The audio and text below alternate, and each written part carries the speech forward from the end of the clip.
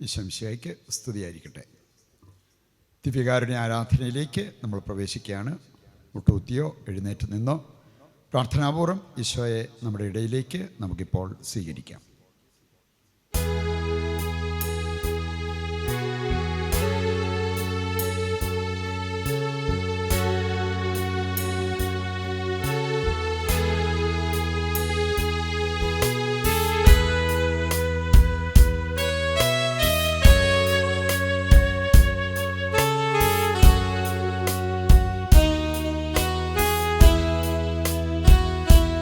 എല്ലാ മുട്ടും മടങ്ങും, എല്ലാ നാവും പാടിടും, യേശു മാത്രം കർത്താവെന്ന്. എല്ലാ മുട്ടും മടങ്ങും, എല്ലാ നാവും പാടിടും, യേശു മാത്രം കർത്താവെന്ന്. സ്തുതിയും സ്തോത്രവും എന്നും സ്വീകരിപ്പാൻ യോഗ്യനായോ നീ. സ്തുതിയും സ്തോത്രവും എന്നും സ്വീകരിപ്പാൻ യോഗ്യനായോ നീ. എല്ലാ മുട്ടും മടങ്ങും, എല്ലാ നാവും പാടിടും, യേശു മാത്രം കർത്താവെന്ന്.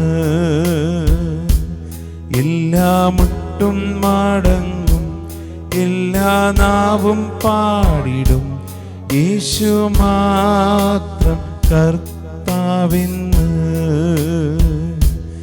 യേശു മാത്രം കർത്താവെന്ന്. യേശു മാത്രം കർത്താവെന്ന്.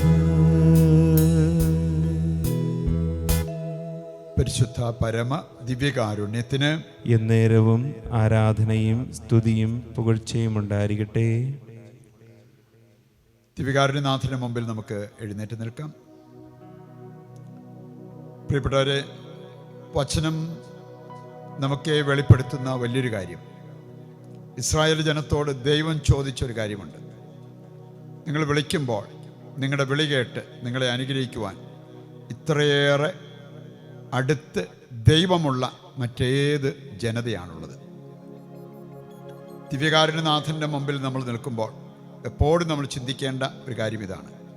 നമുക്ക് വിളിച്ചപേക്ഷിക്കാൻ, നമ്മുടെ കൂടെ നിൽക്കാൻ, നമ്മെ മനസ്സിലാക്കാൻ, നമ്മളെ അനുഗ്രഹിക്കാൻ ഒരു ദൈവം നമുക്കുണ്ട്. ഇമ്മാനുവൽ, ദൈവം നമ്മോട് കൂടെ. ദിവ്യകാരുണ്യനാഥൻ മനുഷ്യരൂപം സ്വീകരിച്ച ദൈവം തന്നെയാണ്. അപ്പം അതുകൊണ്ട് നമ്മൾ പ്രാർത്ഥിക്കുമ്പോൾ ആ പ്രാർത്ഥനയുടെ ഫലം അത്ഭുതകരമാകാം. നന്നായിട്ടൊന്ന് പ്രാർത്ഥിച്ചാൽ മതി.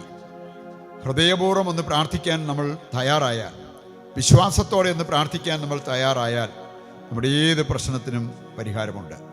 ആ ഒരു വിശ്വാസത്തോടെ, ബോധ്യത്തോടെ ഈ ആരാധനയിൽ നമുക്ക് ദൈവത്തോട് പ്രാർത്ഥിക്കാം. ഒരു വചനഭാഗം ഈ പ്രാർത്ഥനയിൽ നമ്മെ നയിക്കുവാൻ നമുക്ക് പ്രയോജനപ്പെടുത്താം. മത്തായിയുടെ സുവിശേഷം 7-ാം അധ്യായത്തിൻ്റെ 7 മുതൽ 12 വരെയുള്ള തിരുവചന ഭാഗം.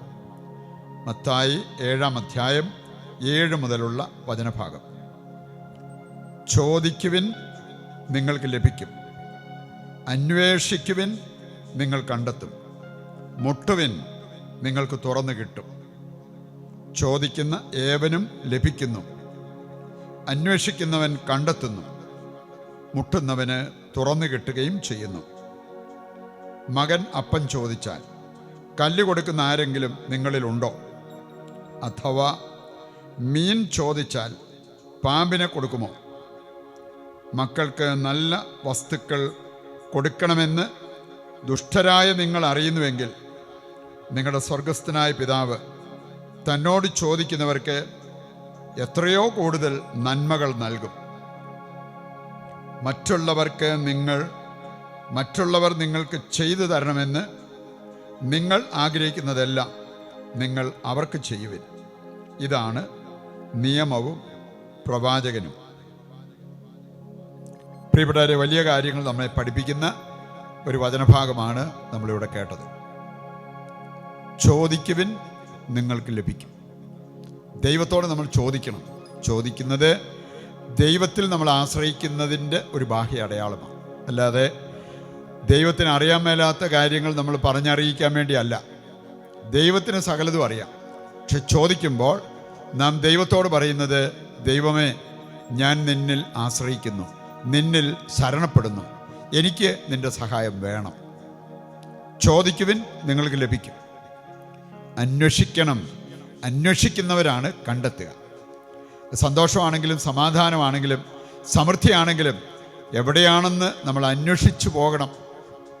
നമ്മൾ കാണുന്നുണ്ട്, കർത്താവിൻ്റെ വചനം ആദരിക്കുന്നവർക്ക് ഉത്കർഷം ലഭിക്കുമെന്നാണ് സുഭാഷിതങ്ങളിൽ നമ്മൾ വായിക്കുന്നത്. ഉത്കർഷം എന്ന് പറഞ്ഞാൽ സന്തോഷവും അഭിവൃദ്ധിയും സമ്മേളിക്കുന്നതാണ്. അതിന് വചനം ആദരിക്കുന്നവരായിട്ട് നമ്മൾ മാറണം. മറ്റൊരു കാര്യം കർത്താവ് പറയുകയാണ്, മുട്ടുക, നിങ്ങൾക്ക് തുറന്നു കിട്ടും. മുട്ടി വിളിക്കുന്നവരായിട്ട് നമ്മൾ മാറണം. അങ്ങനെയുള്ളവർക്ക് തുറന്നു കിട്ടും. എന്നിട്ട് കർത്താവ് നമ്മെ ഓർമ്മിപ്പിക്കുന്ന ഒരു കാര്യമുണ്ട്. ദുഷ്ടരായ നിങ്ങൾക്ക്, നിങ്ങളുടെ മക്കൾക്ക് നല്ല ദാനങ്ങൾ കൊടുക്കാൻ അറിയാമല്ലോ. ദുഷ്ടരെന്ന് പറഞ്ഞാൽ നമ്മളെല്ലാവരും ദുഷ്ടരാണ് എന്നുള്ളതല്ല. ദൈവത്തിൻ്റെ പൂർണ്ണത വെച്ച് നോക്കുമ്പോൾ നമ്മളൊക്കെ അപൂർണരാണ്. അതാണ്, we are imperfect, God is perfect. ആ ദൈവത്തിൻ്റെ പൂർണ്ണത വെച്ച് നോക്കുമ്പോൾ നമ്മൾ അപൂർണരാണ്.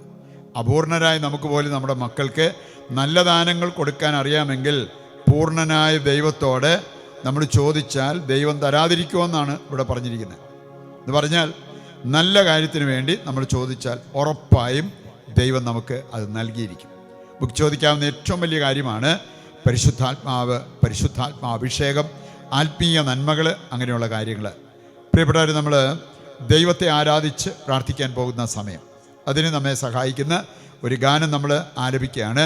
ഈ സമയം ദൈവത്തെ നമ്മൾ ആരാധിക്കുമ്പോൾ നമ്മുടെ മേൽ വലിയ അഭിഷേകം കടന്നു വരുവാൻ, ജ്ഞാനത്തിൻ്റെ അഭിഷേകം, ദൈവസ്നേഹത്തിൻ്റെ അഭിഷേകം കടന്നു വരുവാൻ ആഗ്രഹിച്ച് നമുക്ക് പ്രാർത്ഥനാപൂർവ്വം പാടാം.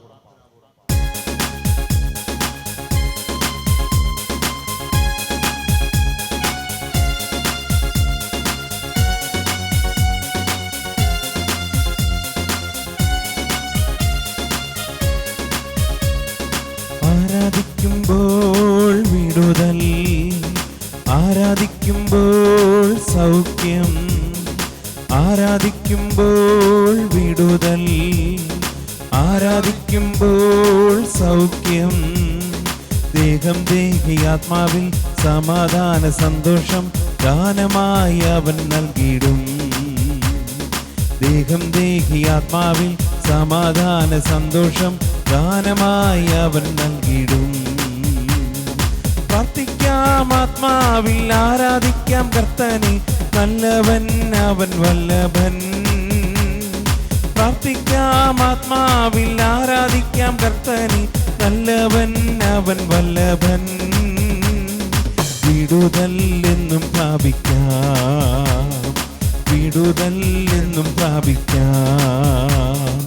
ആരാധിക്കുമ്പോൾ വിടുതൽ, ആരാധിക്കുമ്പോൾ സൗഖ്യം, ആരാധിക്കുമ്പോൾ വിടുതൽ, ആരാധിക്കുമ്പോൾ സൗഖ്യം.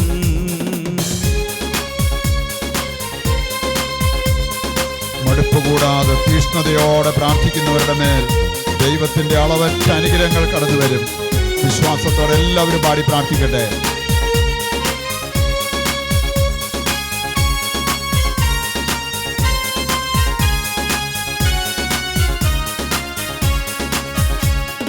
മടുപ്പു കൂടാതെ പ്രാർത്ഥിക്കാം, വിശ്വാസത്തോടെ പ്രാർത്ഥിക്കാം. മടുപ്പു കൂടാതെ പ്രാർത്ഥിക്കാം, വിശ്വാസത്തോടെ പ്രാർത്ഥിക്കാം. നീതിമാന്റെ പ്രാർത്ഥന, ശ്രദ്ധയുള്ള പ്രാർത്ഥന, ഫലിക്കും രോഗിക്കു സൗഖ്യമായി. നീതിമാന്റെ പ്രാർത്ഥന, ശ്രദ്ധയുള്ള പ്രാർത്ഥന, ഫലിക്കും രോഗിക്കു സൗഖ്യമാ. എല്ലാവരും ചേർന്ന് പ്രാർത്ഥിക്കാം, ആത്മാവിൽ ആരാധിക്കാം കർത്തനെ, നല്ലവൻ അവൻ വല്ലഭൻ. പ്രാർത്ഥിക്കാം, ആത്മാവിൽ ആരാധിക്കാം കർത്തനെ, നല്ലവൻ അവൻ വല്ലഭൻ. വിടുതൽ എന്നും പ്രാപിക്കാം, വിടുതൽ എന്നും പ്രാപിക്കാം. പ്രാർത്ഥിക്കുന്നവരുടെ മേൽ ദൈവാനുഗ്രഹം വർഷിക്കപ്പെടും. കർത്താവേ, ഞങ്ങൾ ഏകസ്വരത്തിൽ പ്രാർത്ഥിക്കുന്നു, അങ്ങയെ വിളിച്ചപേക്ഷിക്കുന്നു, ഞങ്ങളുടെ മേലും അവിടുത്തെ അനുഗ്രഹങ്ങൾ വർഷിക്കണമേ.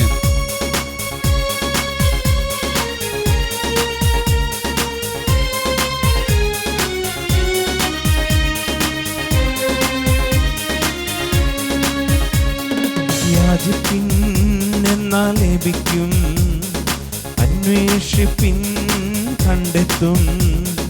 യാചിപ്പിൻ എന്നാൽ ലഭിക്കും, അന്വേഷിപ്പിൻ കണ്ടെത്തും. മുട്ടുവിൻ തുറക്കും, സ്വർഗത്തിൻ കലവറ പ്രാപിക്കാം എത്രയോ നന്മകൾ. മുട്ടുവിൻ തുറക്കും, സ്വർഗത്തിൻ കലവറ പ്രാപിക്കാം എത്രയോ നന്മകൾ. പ്രാർത്ഥിക്കാം, ആത്മാവിൽ ആരാധിക്കാം കർത്തനെ, നല്ലവൻ അവൻ വല്ലഭൻ. പ്രാർത്ഥിക്കാം, ആത്മാവിൽ ആരാധിക്കാം കർത്തനെ, നല്ലവൻ അവൻ വല്ലഭൻ. വിടുതൽ എന്നും പ്രാപിക്കാം, വിടുതൽ എന്നും പ്രാപിക്കാം.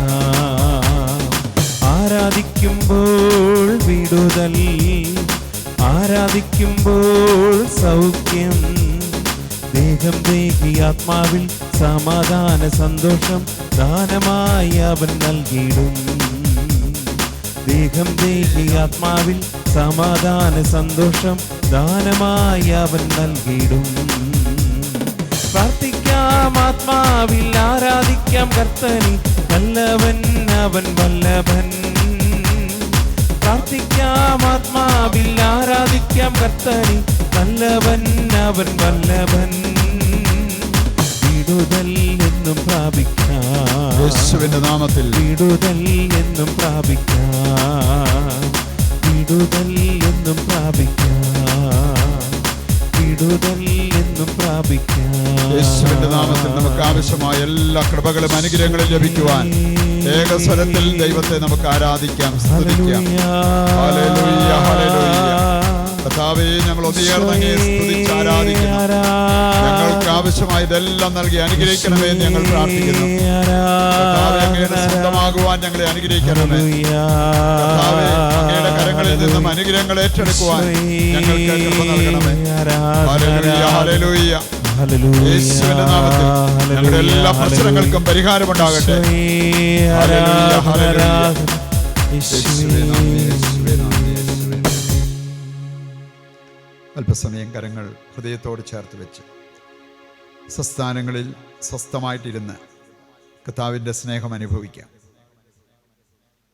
യേശു നമുക്ക് പലതിനും വലിയൊരു മാതൃകയാണ്. അവനിൽ നിന്നും നാം എടുക്കേണ്ട മാതൃക എടുത്ത് ജീവിക്കുവാൻ വേണ്ട കൃപയ്ക്കായി പ്രാർത്ഥിക്കുക. ഏതവസ്ഥയിലും എല്ലാ സമയത്തും നിരതനായ യേശു നമുക്കൊക്കെ മാതൃകയാകണം. ചിലപ്പോൾ നമുക്ക് ഏറ്റവും കൂടുതൽ പ്രാർത്ഥന ആവശ്യമായ സമയത്ത് നമ്മൾ ഒട്ടും പ്രാർത്ഥിക്കാതിരിക്കും. പരാതി, പരിഭവം പറഞ്ഞ് നിരാശപ്പെട്ട് ആകുലപ്പെട്ട് പ്രാർത്ഥിക്കാതിരിക്കുന്ന അവസ്ഥ. യേശുവിൻ്റെ ജീവിതത്തിൽ നേറുന്ന പ്രശ്നങ്ങളുണ്ടായി. ആ സമയം അവൻ ചെയ്തത് ഉള്ളുരുകി പ്രാർത്ഥിച്ചു എന്നുള്ളത്. ഗെത്സമനിലെ പ്രാർത്ഥന അതിന് വലിയൊരു ഉദാഹരണമാണ്. മർക്കോസ് 1:35 നമ്മൾ കാണുന്നുണ്ട്. അതിരാവിലെ ഉണർന്ന് വിജനസ്ഥലം തേടി പോകുന്ന യേശുവിനെ പ്രാർത്ഥിക്കുവാനായി, പിതാവിൻ്റെ കൂടെ ഇരിക്കുവാൻ, പിതാവിനോട് ഐക്യപ്പെടുവാൻ, പിതാവിൻ്റെ ഹിതമറിഞ്ഞ് അത് നിറവേറ്റുവാൻ യേശു നമുക്ക് മാതൃകയായി മാറണം. പ്രഭാഷകൻ 32:14 നമ്മൾ വായിക്കുന്നുണ്ട്. അതിരാവിലെ ഉണർന്ന് ദൈവത്തെ അന്വേഷിക്കുന്നവർ അവർ കൃപ സ്വീകരിക്കും. ദൈവത്തെ കണ്ടെത്തും, ദൈവകൃപ അവർക്ക് ലഭിക്കുകയും ചെയ്യും. ലൂക്കാ 6 അധ്യായം 12 മുതൽ വായിക്കുമ്പോൾ നീണ്ട മണിക്കൂറുകൾ പ്രാർത്ഥിച്ച് യേശുവിനെ കാണാൻ പറ്റും. നമ്മുടെ പ്രവണത പ്രാർത്ഥനയുടെ നീളം മാക്സിമം കുറയ്ക്കുക എന്നുള്ളതായിരിക്കും. അത്യാവശ്യത്തിന് പ്രാർത്ഥിച്ചോ എന്ന് ചോദിച്ചാൽ പ്രാർത്ഥിച്ചു എന്ന് വരുത്താൻ വേണ്ടിയുള്ള പ്രാർത്ഥന. യേശു പ്രാർത്ഥന ആസ്വദിച്ചവനാണ്. നീണ്ട മണിക്കൂറുകൾ പ്രാർത്ഥനയിൽ പിതാവിനോട് കൂടെയായിരുന്നവൻ.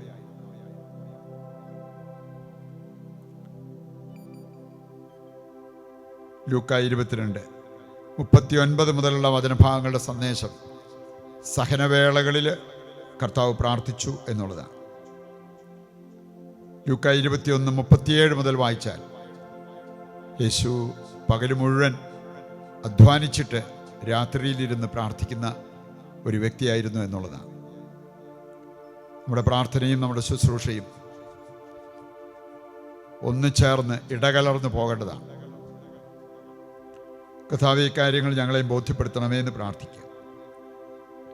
നമുക്ക് പലപ്പോഴും ജോലി തിരക്ക് പ്രാർത്ഥനയിൽ നിന്ന് നമ്മെ മാറ്റി നിർത്താറുണ്ട്.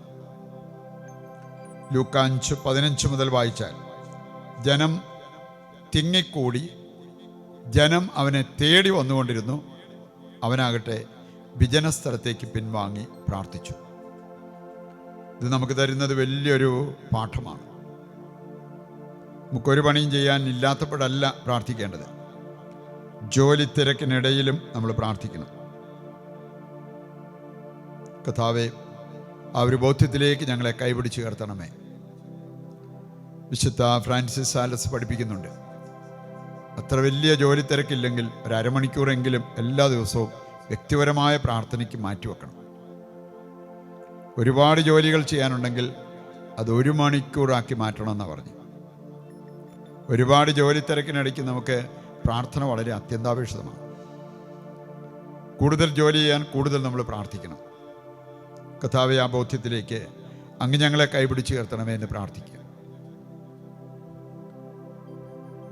ഏതാനും നിമിഷങ്ങൾ നിശബ്ദതയിൽ ദൈവത്തെ നമുക്ക് ശ്രവിക്കാം. നമുക്കെന്താ പറ്റിയത്? നമ്മുടെ പരാജയ കാരണം എന്താ? പ്രാർത്ഥനയുടെ കുറവാണോ? പ്രാർത്ഥിക്കാതിരിക്കുന്നതാണോ? പ്രാർത്ഥിക്കേണ്ടതുപോലെ പ്രാർത്ഥിക്കാത്തതാണോ? കർത്താവ് നമ്മെ ഓർമ്മിപ്പിക്കും. അത് കേട്ട് തിരുത്തേണ്ടത് തിരുത്തുവാൻ തീരുമാനമെടുക്കാം. കർത്താവേ, അങ്ങ് അരുൾ ചെയ്താലും അടിയൻ ശ്രവിക്കുന്നു എന്ന് ഹൃദയം കൊണ്ട് പറഞ്ഞ് ദൈവത്തിൻ്റെ സ്വരം കേൾക്കാൻ ആഗ്രഹിച്ച് പ്രാർത്ഥിച്ചിരിക്കുക.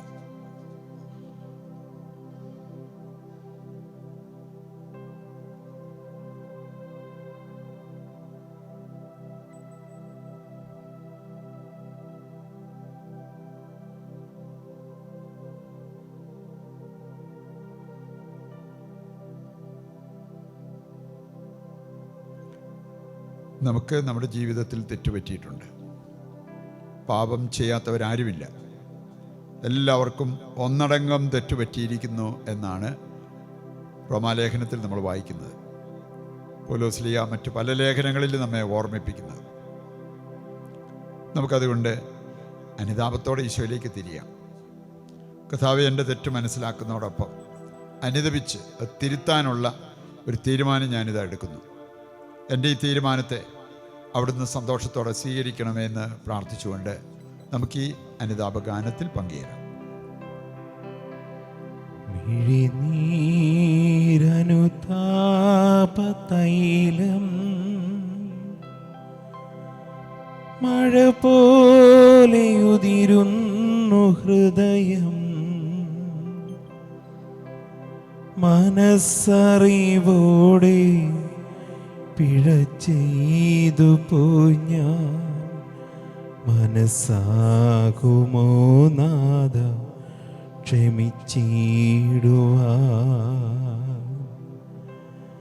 കർത്താവേ, കനിവോടെ നോക്കേണമേ. കണ്ണീരു തൂകി ഞാൻ തളർന്നിരിപ്പൂ. കർത്താവേ കനിവോടെ നോക്കേണമേ. കണ്ണീരു തൂകി ഞാൻ തളർന്നിരിപ്പു. മിഴിനീരനുതാപതൈലം മഴ പോലെയുതിരുന്നു ഹൃദയം. മനസ്സറിവോടെ പിഴ ചെയ്തു പോയി ഞാൻ. മനസ്സാകുമോ നാഥ ക്ഷമിച്ചിടുവാൻ. മനസ്സാകുമോ നാഥ ക്ഷമിച്ചിടുവാൻ. പാപവഴികൾ പരിത്യജിക്കുവാനുള്ള തീരുമാനമെടുത്ത് നമുക്ക് പ്രാർത്ഥിച്ചുകൊണ്ടിരിക്കാം. പുണ്യത്തിൻ്റെ വഴികളിലൂടെ ജീവിതം നയിക്കുവാനുള്ള തീരുമാനമെടുത്ത് നമുക്ക് പ്രാർത്ഥിക്കാം. കർത്താവേ, ഞാൻ ആർക്കെല്ലാം വേണ്ടി പ്രാർത്ഥിക്കണമോ ആ വ്യക്തികളെക്കുറിച്ച് എനിക്കൊരു ബോധ്യം തരണമേ. ഏതെല്ലാം അവസ്ഥകൾ സമർപ്പിച്ച് പ്രാർത്ഥിക്കണം. എൻ്റെ കാര്യങ്ങളായിരിക്കാം, കുടുംബത്തിൻ്റെ കാര്യങ്ങളായിരിക്കാം, സമൂഹത്തിൻ്റെ കാര്യങ്ങളായിരിക്കാം, ലോകത്തിൻ്റെ കാര്യങ്ങളായിരിക്കാം. കർത്താവ് നമുക്ക് ബോധ്യം തരും. വ്യക്തികളെയും ദേശങ്ങളെയും രാജ്യങ്ങളെയും ഒക്കെ ദൈവകരങ്ങളിൽ ഏൽപ്പിച്ച് നമുക്ക് പ്രാർത്ഥിച്ചുകൊണ്ടിരിക്കാം. അസാധാരണമായ പല കാര്യങ്ങളും യേശുവിൻ്റെ ജീവിതത്തിൽ സംഭവിച്ചത് പ്രാർത്ഥനയുടെ പശ്ചാത്തലത്തിലാണ്. മർക്കോസ് 1:12-13 വചനങ്ങളെടുത്താൽ അവൻ പ്രാർത്ഥിച്ച് ഉപവസിച്ച് പ്രലോഭനങ്ങളെ അതിജീവിച്ചപ്പോൾ മാലാഖമാർ വന്ന് അവനെ ശുശ്രൂഷിച്ചു. എന്ത് മനോഹരമായൊരു കാര്യം! മാലാഖമാർ വന്ന് അവനെ ശുശ്രൂഷിച്ചു. ഇത് നമ്മുടെയും ജീവിതത്തിൽ സാധ്യമാകും. പ്രാർത്ഥനയും ഉപവാസവും നമ്മൾ കൈമുതലാക്കിയാൽ. ലൂക്കാ 3:21-22 വചനങ്ങളിൽ യേശുവിൻ്റെ മാമോദീസ, ആ സമയം പ്രാവിൻ്റെ രൂപത്തിൽ പരിശുദ്ധാത്മാവ് അവൻ്റെ മേൽ വന്നു. സ്വർഗം തുറന്നിരിക്കുന്നത് കാണാൻ പറ്റി. ദൈവമഹത്വം വെളിപ്പെട്ടു. സ്വർഗത്തിൽ നിന്ന് പിതാവിൻ്റെ സ്വരവും കേൾക്കാൻ പറ്റി. ഇവൻ എൻ്റെ പ്രിയപുത്രനാണ്, ഇവനിൽ ഞാൻ പ്രസാദിച്ചിരിക്കുന്നു. ഇതും സംഭവിച്ചത് പ്രാർത്ഥനയുടെ പശ്ചാത്തലത്തിലാണ്. അത്ഭുതകരമായ കാര്യങ്ങൾ സംഭവിക്കും പ്രാർത്ഥിച്ചാൽ. പ്രാർത്ഥനയുടെ ഫലം നമുക്ക് അവിശ്വസനീയമായിട്ട് തോന്നിയേക്കാം. മത്തായിയുടെ സുവിശേഷം 14-ാം അധ്യായത്തിൻ്റെ 19-ാമത്തെ വചനത്തിൽ നമ്മൾ കാണുന്നുണ്ട്, 5 അപ്പവും 2 മീനും മാത്രമുണ്ടായിരുന്ന ഒരു സാഹചര്യത്തിൽ കർത്താവ് അതെടുത്ത് ആശീർവദിച്ച് പ്രാർത്ഥിച്ച് അവർക്ക് കൊടുത്തു. ആയിരക്കണക്കിന് ആൾക്കാർക്ക് ഭക്ഷിക്കുവാനുള്ള ഒരു അപ്പമായിട്ട്, മീനായിട്ട് അത് മാറുന്നത് കാണാൻ പറ്റും. അവൻ്റെ ആശീർവാദത്തിലൂടെ സംഭവിച്ചത്. ദൈവത്തിൻ്റെ അനുഗ്രഹം കിട്ടാൻ നമ്മളും ആഗ്രഹിച്ച് പ്രാർത്ഥിക്കണം. യേശു സ്വർഗത്തിലേക്ക് നോക്കി പ്രാർത്ഥിച്ചതുപോലെ നമുക്കും സ്വർഗത്തിലേക്ക് നോക്കാൻ സാധിച്ചാൽ സ്വർഗത്തിൽ നിന്നും നമ്മുടെ പ്രശ്നങ്ങൾക്കുള്ള പരിഹാരം വരും. ലൂക്കാ 9:28 മുതൽ വായിച്ചാൽ നമ്മൾ കാണുന്നുണ്ട് യേശു രൂപാന്തരപ്പെടുന്ന സംഭവം. അവൻ്റെ മുഖഭാവം മാറി, വസ്ത്രം ധവളമായി. എത്ര അത്ഭുതകരമായൊരു കാര്യമാണ് അവിടെ സംഭവിച്ചത്. ദൈവമഹത്വം അവിടെ വെളിപ്പെട്ടു പ്രാർത്ഥനയുടെ പശ്ചാത്തലത്തിൽ. പ്രാർത്ഥനയെക്കുറിച്ച് നമുക്ക് ഇതുപോലെ ബോധ്യമുണ്ടാകട്ടെ. ലൂക്കാ 11-ാം അധ്യായം 1 മുതലുള്ള വചനഭാഗം വായിച്ചാൽ പ്രാർത്ഥിച്ചിരുന്ന കർത്താവിനെ കാണാൻ പറ്റും. അവൻ്റെ പ്രാർത്ഥന കണ്ടിട്ട് അവൻ പ്രാർത്ഥനയിൽ നിന്ന് ഉണർന്നപ്പോൾ ശിഷ്യന്മാരാവശ്യപ്പെട്ടു, ഞങ്ങളെയും ഇതുപോലെ പ്രാർത്ഥിക്കാൻ പഠിപ്പിക്കണം. യേശു കർത്തൃ പ്രാർത്ഥന അവരെ പഠിപ്പിച്ചു. യോഹന്നാൻ 11:38 എടുത്താൽ യേശു നെടുവേർപ്പിട്ട് പ്രാർത്ഥിക്കുന്ന ഒരു രംഗം കാണാൻ പറ്റും. ലാസറിൻ്റെ കുഴിമാടത്തെങ്കൽ എന്തായിരുന്നു അതിൻ്റെ റിസൾട്ട് എന്ന് നമുക്കറിയാം. ലാസർ വീണ്ടും ജീവനിലേക്ക് വന്നു. യേശുവിൻ്റെ ജീവിതം നമ്മെ ഓർമ്മിപ്പിക്കുന്നത്, പ്രാർത്ഥിച്ചാൽ ഒരുപാട് കാര്യങ്ങൾ നമ്മുടെ ജീവിതത്തിൽ നടക്കും. അത്ഭുതങ്ങൾ പലത് നമ്മൾ കാണും. ആ ബോധ്യത്തോടെ ഈശോയുടെ കരങ്ങളിലേക്ക് നിങ്ങളെ പൂർണ്ണമായിട്ട് സമർപ്പിക്കുക. നിങ്ങളുടെ എല്ലാ അവസ്ഥകളും ആവശ്യങ്ങളും കർത്താവിൻ്റെ കരങ്ങളിൽ ഏൽപ്പിച്ച് ദിവ്യകാരുണ്യനാഥനോട് വിശ്വാസത്തോടെ ഇപ്പോൾ പ്രാർത്ഥിച്ചുകൊണ്ടിരിക്കുക. നിലവിളിച്ച് പ്രാർത്ഥിച്ചുകൊണ്ടിരിക്കട്ടെ. കർത്താവേ, കാരുണ്യവനായ ദൈവമേ, അവിടുത്തെ കരങ്ങളിലേക്ക് ഈ സമൂഹത്തെ സമർപ്പിച്ച് പ്രാർത്ഥിക്കുന്നു. ഈ ആരാധനയിൽ പങ്കെടുക്കുന്ന എല്ലാ മക്കൾക്കു വേണ്ടി പ്രാർത്ഥിക്കുന്നു. അവരുടെ എല്ലാ അവസ്ഥകളും ആവശ്യങ്ങളും സമർപ്പിച്ച് പ്രാർത്ഥിക്കുന്നു. കർത്താവേ, ഇവരുടെ കുടുംബങ്ങളിലേക്ക് അവിടുത്തെ ശക്തി അയക്കണമേ. കുടുംബാംഗങ്ങളിലേക്ക് അവിടുത്തെ ശക്തി അയക്കണമേ. ഇവരാർക്കെല്ലാം വേണ്ടി പ്രാർത്ഥിക്കുന്നു, അവരിലേക്കെല്ലാം അവിടുത്തെ ശക്തി അയക്കണമേ. അവരുടെ എല്ലാ ആവശ്യങ്ങളും അങ്ങ് നിറവേറ്റി കൊടുക്കണമേ എന്ന് പ്രാർത്ഥിക്കുന്നു. അതിനായി കർത്താവേ, അങ്ങിപ്പോൾ കരമുയർത്തണമേ. ഈ മക്കൾക്ക് വേണ്ടി കർത്താവെ അവിടുന്ന് കരമുയർത്തണമേ. ഇവരെ ആശീർവദിച്ച് അനുഗ്രഹിക്കണമേ എന്ന് പ്രാർത്ഥിക്കുന്നു. ഇവരുടെ എല്ലാ പ്രശ്നങ്ങൾക്കും അങ്ങ് പരിഹാരമാകണമേ എന്ന് പ്രാർത്ഥിക്കുന്നു.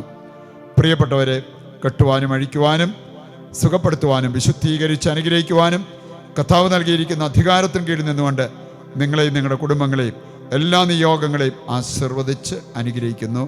പിതാവിൻ്റെയും പുത്രൻ്റെയും പരിശുദ്ധാത്മാവിൻ്റെയും നാമത്തിൽ ആമേൻ. നമുക്ക് താഴ്ന്ന സ്വരത്തിൽ കർത്താവിനെ സ്തുതിച്ചുകൊണ്ട് ദിവ്യകാരുണ്യത്തിൻ്റെ ആശീർവാദം നമ്മുടെ ജീവിതത്തിലേക്ക് ഏറ്റെടുക്കാം. ആരാധന ആരാധന ആരാധന. Hallelujah hallelujah hallelujah. യേശുവേ ആരാധന ആരാധന ആരാധന. ഈശോയേ ആരാധന. Hallelujah hallelujah. യേശുവേ പരിശുദ്ധ പരമമാ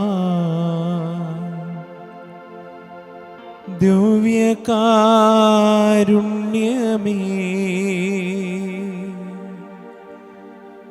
ഇന്നുമെന്നും അങ്ങേക്കാരാധന.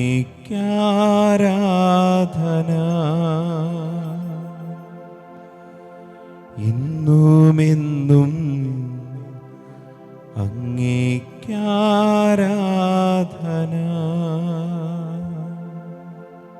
ഈശോമിശിഹായ്ക്ക് സ്തുതിയായിരിക്കട്ടെ. പരിശുദ്ധ അമ്മയുടെ മാധ്യസ്ഥം തേടി നമുക്ക് പാടി പ്രാർത്ഥിക്കുകയും ചെയ്യാം. ചൊല്ലുന്ന നിമിഷം മാതാവിൻ ചാരേ ചെല്ലുന്നു ജപമാല വഴിയാ. കയ്യിലിരിക്കുന്ന ഉണ്ണീശോയുടെ ചാരേ ഈ ഞാനുമിരിക്കും. എന്തു നല്ലമ്മ എന്നുടെ അമ്മ, എനിക്കും ഈശോയ്ക്കും ഒരേ അമ്മ. എന്തു നല്ലമ്മ എന്നുടെ അമ്മ, എനിക്കും ഈശോയ്ക്കും ഒരേ അമ്മ.